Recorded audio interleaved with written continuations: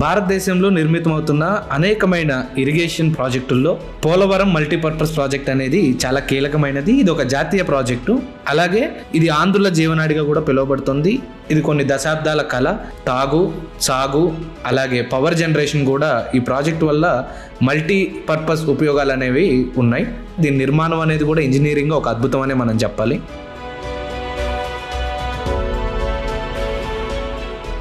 So ఈ రోజునైతే మనం ఈ ప్రాజెక్ట్ యొక్క కాంపోనెంట్స్ ఏంటి, వీటిలో జరుగుతున్న నిర్మాణ పనులు ఏంటి, ఎంతవరకు వర్క్ పూర్తి అనేది మనం చూద్దాం. మనం ఈ ప్రాజెక్టు వివరాల్లోకి వెళ్తే కనుక ప్రధానంగా ఏ డ్యామ్ అయినా నదీ ప్రవాహం మీద అడ్డుకట్ట వేసి ఆ నీటికి అడ్డం వేయడానికి డ్యామ్ అనేది నిర్మిస్తారు. కానీ పోలవరం ప్రాజెక్టులో ప్రధానంగా దీని యొక్క ప్రత్యేకత ఏంటి అంటే నదికి రైట్ సైడ్న స్పిల్వే అనేది నిర్మించడం జరిగింది. అది ఎందుకు అంటే గోదావరి నది ప్రవాహంలో కింద ఏదైతే ఇసుక తిమ్మెలు ఉంటాయి, ఆ ఇసుక తిమ్మెల్లో కాంక్రీట్ నిర్మాణం చేయడం అనేది చాలా క్లిష్టమైనది. సో గోదావరి ప్రవాహం యొక్క తాకిని తట్టుకోవటానికి రైట్ సైడ్లో 2 కొండల మధ్య ఈ స్పిల్వే అనేది నిర్మించడం జరిగింది. ఇది ప్రపంచంలోనే అతిపెద్ద ఫ్లడ్ డిశ్చార్జ్ కెపాసిటీ కలిగినటువంటి స్పిల్వే. అయితే ఈ స్పిల్వేలోకి గోదావరి నదిని సుమారుగా 2100 మీటర్లు డైవర్షన్ అయితే చేయటం జరిగింది. ఈ స్పిల్వేలో నుంచి ఒరిజినల్ నది గోదావరి ప్రవాహం నుంచి స్పిల్వేలోకి రావడానికి నదిని అయితే మళ్లించడం జరిగింది. ఇది 1118 మీటర్ల కాంక్రీట్ స్ట్రక్చరు. దీంట్లో 48 హైడ్రాలిక్ రేడియల్ గేట్స్ అనేది అమర్చడం జరిగింది. అండ్ ఇది ప్రపంచంలోనే అతిపెద్ద ఫ్లడ్ డిశ్చార్జ్ స్పిల్వే. అధికంగా 50 లక్షల క్యూసెక్లు ఫ్లడ్ డిశ్చార్జ్ చేసే కెపాసిటీ ఈ స్పిల్వేకే ఉంది. ఈ వర్క్ అయితే పూర్తయింది. కంప్లీట్గా ఈ స్ట్రక్చర్ అనేది నిర్మించడం జరిగింది.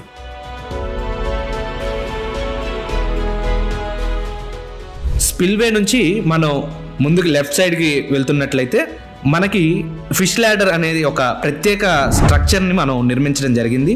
అసలు ఈ ఫిష్ ల్యాడర్ ఏంటి అంటే ఒక నిచ్చెన లాంటిది. నదీ ప్రవాహంకి ఎదురైతే చేపలు కానీ జలాచరాలు కానీ అవి నదిలోకి వెళ్ళటానికి ఈ ఫిష్ ల్యాడర్ అనేది ఒక నిచ్చెన లాగా ఉంటుంది. డీటెయిల్స్ మనం చూసుకున్నట్లయితే ఇది 252 మీటర్ల పొడవు ఉంటుంది. ఇది అయితే ఈ ఫిష్ ల్యాడర్ కన్స్ట్రక్షన్ కూడా కంప్లీట్గా పూర్తయింది.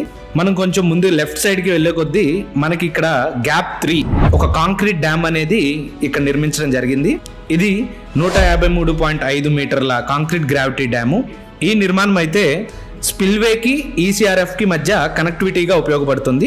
దీని నిర్మాణం కూడా పూర్తి చేశాము.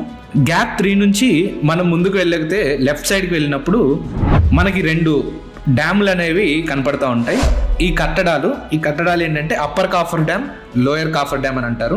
ఈ రెండింటి నిర్మాణం ఎందుకు జరిగిందంటే ఈ ప్రాజెక్ట్లో ప్రధానమైనటువంటి earth cum rock fill dam నిర్మాణం కోసం దాని పనులు చేయడానికి, ఆ స్పేస్ క్రియేట్ చేయడానికి ఈ upper copper dam, lower coffer dam అనేది నిర్మించడం జరిగింది. ప్రధానంగా మనం అప్పర్ కాఫర్ డ్యామ్ గురించి ఇప్పుడు చూసుకున్నట్లయితే ఇది 2480 మీటర్ల పొడవులో ఈ డ్యామ్ అనేది నిర్మించడం జరిగింది. ఇది 42.5 మీటర్ల ఎత్తు కలిగి ఉంది. లోయర్ కాఫర్ డ్యామ్ చూసుకున్నట్లయితే ఇది 1600 మీటర్ల పొడవు కలిగినటువంటి స్ట్రక్చరు, 30.5 మీటర్ల ఎత్తులో దీన్ని నిర్మించడం అనేది జరిగింది. ఇవి తాత్కాలికమైనటువంటి స్ట్రక్చరు. ఈసీఆర్ఎఫ్ నిర్మాణం జరిగినప్పుడు పూర్తయినప్పుడు ఈ 2 డ్యాములు కూడా తొలగించడం జరుగుతుంది. ఈ upper copper dam, lower copper dam ఈ రెండింటి మధ్యలో నిర్మితమవుతున్న ప్రాజెక్టుకి అతి కీలకమైన నిర్మాణం ఏదైనా ఉంది అంటే earth cum rock fill dam. దీంట్లో ప్రధానమైనది గ్యాప్ 2. ఇప్పుడు ప్రస్తుతం గ్యాప్ 2లో పనులు చురుగ్గా నడుస్తూ ఉన్నాయి. ఈ గ్యాప్ 2లో క్రిటికల్ కాంపోనెంట్ వచ్చేసి డీవాల్ అనేది మనం ఒకటి నిర్మించడం జరుగుతున్నది. దీని లెంత్ చూసుకున్నట్లయితే గ్యాప్ 2లో వచ్చేసి 1350 మీటర్ల డీవాల్ స్ట్రక్చర్ అనేది వస్తుంది. దీనిపైన ఈసీఆర్ఎఫ్ అనేది నిర్మాణం జరుగుతుంది. ఈ గ్యాప్ 2లో ఈసీఆర్ఎఫ్ పూర్తి నిర్మాణం వచ్చేసి 1750 మీటర్ల పొడవులో ఈ నిర్మాణం అనేది జరుగుతుంది. అయితే ఈ ఈసీఆర్ఎఫ్ గ్యాప్ 2 అనేది నిర్మాణం 2 కొండల మధ్య జరుగుతుంది. న్యాచురల్గా ఏర్పడినటువంటి కొండల మధ్య ఈ జీ డాష్ హిల్ అనే 2 కొండల మధ్య ఈసీఆర్ఎఫ్ గ్యాప్ 2 నిర్మాణం అనేది జరుగుతుంది. ఇలా ముందుకు మనం వెళ్ళే కొద్దీ మనకి ఈసీఆర్ఎఫ్ గ్యాప్ 1 అనేది కనిపిస్తుంది. దీంట్లో వర్క్ అనేది చాలా వేగంగా నడుస్తుంది. ఇది మొత్తంగా 564 మీటర్ల పొడవు. వర్క్ అనేది సేమ్ ఎట్లాగైతే గ్యాప్ 2లో నిర్మాణం పనులు జరుగుతున్నాయో సేమ్ వర్క్ అనేది ఇక్కడ కూడా గ్యాప్ 1లో కంటిన్యూ అవుతుంది.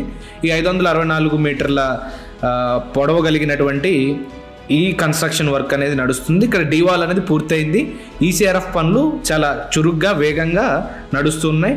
సేమ్ ఎలా అయితే మనం 2 కొండల మధ్య ఈసీఆర్ఎఫ్ గ్యాప్ 2 ఉందో అట్లాగే ఈసీఆర్ఎఫ్ గ్యాప్ 1 కూడా జీ డాష్ హిల్ మరియు డి హిల్ మధ్య డి హిల్ లెఫ్ట్ బ్యాంక్ మధ్యలో ఈ ఈసీఆర్ఎఫ్ గ్యాప్ 1 నిర్మాణం అనేది వేగంగా సాగుతుంది.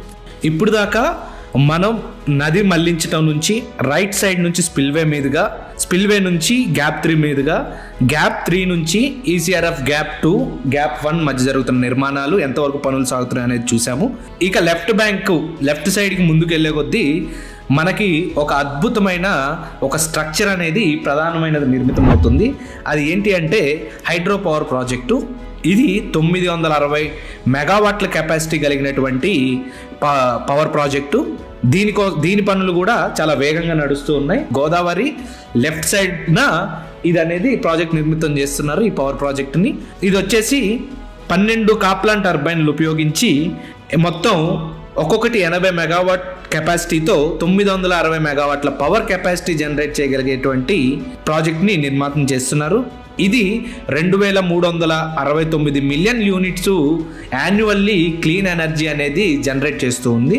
ఇది కూడా ప్రాజెక్టులో ఒక ప్రధానమైనటువంటి ముఖ్యమైనటువంటి నిర్మాణం. ఈ ప్రాజెక్టు చాలా కాంప్లికేటెడ్ అని మనం అనుకున్నట్లుగానే దీంట్లో అనేక మంది కృషి అనేది ఉంది. ఇంజనీర్స్, డిజైనర్స్, అలాగే మిషనరీ, ప్రతిదీ ఈ ప్రాజెక్ట్లో కాంప్లికేటెడే. కానీ వర్క్ మాత్రం మెగా ఇంజనీరింగ్ చాలా వేగంగా ఈ ప్రాజెక్ట్ పనులు పూర్తి